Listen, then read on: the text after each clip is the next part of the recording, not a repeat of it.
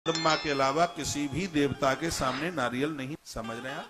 स्पष्ट लिखा है मां भगवती जगदम्बा के दरबार में जिस समय आप नारियल को फोड़ते हैं तो फोड़ने वाला वह नारियल मां के लिए बलि का काम करता है, उससे मां अति प्रसन्न हो। इसलिए पशुओं को न मारें। कोई बहुत बड़ा यज्ञ कर रहे हैं तब तो आप बलि के रूप में हरा पेठा उसके 3 भाग और उसमें ये चीजें डालकर सेंधा नमक सिंदूर और शहद ये उसके ऊपर डाल दें, भुरक दें।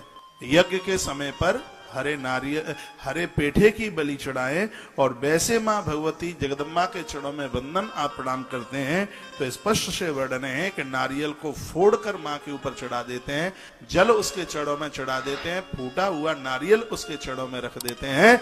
ये माता के लिए बलि के रूप में स्वीकार होता है, मां इससे अति प्रसन्न होती है। यह है भैया कालिका पुराण। समझ में आ रहा है?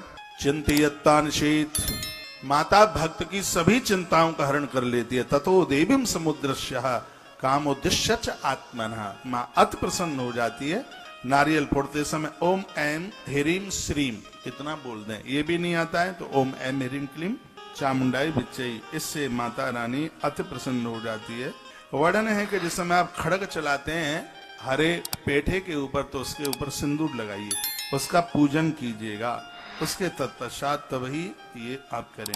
तीक्ष्ण धार वाला तलवार वो जिसमें एक ही बार में उसके टुकड़े हो जाए, उसको निकाल करके द्वारा प्रहार न करना पड़े, ऐसा भी इसमें वर्णन किया गया है। पियमानम च रुद्रम भुंजानम कृप संगतम, जो सिंदूर डाला गया है वो बिल्कुल रुद्र की तरह ही होता। इसलिए पशुओं की हिंसा न की जाए। ओम ऐम ह्रीम श्रीमत मंत्रेण धाता खड्गम प्रपूज्येत, बलि में खड्ग की भी पूजा होती है। उग्रम रक्तास्त नयनम रक्त माल्यानुलेपनम रक्ताम्बरधरम चैका पांसस्तम कुटुंबिनम। इस तरीके से आपने जो बलि प्रदानित की है इससे मां संपूर्ण कुटुंब के ऊपर प्रसन्न हो जाती है।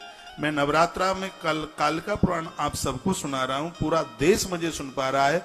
दुनिया के 250 देशों तक मेरी आवाज पहुंच रही है। मैं प्रार्थना पूर्वक निवेदन करना चाहूंगा 50 साल पुरानी बातें छोड़ दीजिए, जीवों की हत्या बिल्कुल भी मत।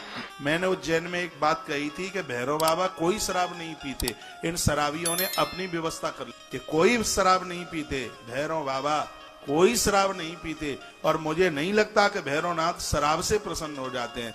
यदि उज्जैन के भैरवनाथ शराब से प्रसन्न होते हैं तो वैष्णो देवी वाले भैरवनाथ शराब से क्यों प्रसन्न नहीं होते? उन्हें क्यों नहीं चढ़ाई? ये तो सब अपनी व्यवस्थाएं कर रखी हैं। जाग जाइए, ऊट पटांग काम मत कीजिए। मैंने भैरवनाथ बाबा की शराब का विरोध किया तो मुझसे क्या भैरवनाथ बाबा रूठ गए?